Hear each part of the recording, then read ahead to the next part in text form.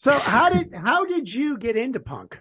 Even when I was in, middle school, people still were, the grunge music was really, really popular up here. And, when I was that age, that sort of like emo pop punk sort of sound was really, really trendy as well. And so I was into a little bit, I had a little foot into that, little foot into the grunge, but it didn't quite fit right. And then, um, I was 13. I heard Bad Religion in these games, Guitar Hero, the video game. I heard Bad Religion. I was like, what the fuck is this? This is rad. This is like nothing I've ever heard before.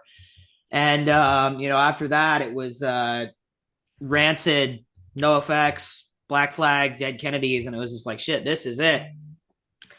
And interestingly enough, it was mostly through the internet and YouTube and blogspot websites like that, because like I said, I grew up in a more suburban community with not a whole lot of music and art culture around.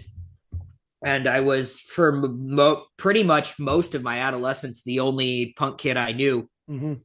And so it was largely how I got into punk rock was through the internet. And then I would go to see shows. I found out bands would be playing, bands that I knew I liked.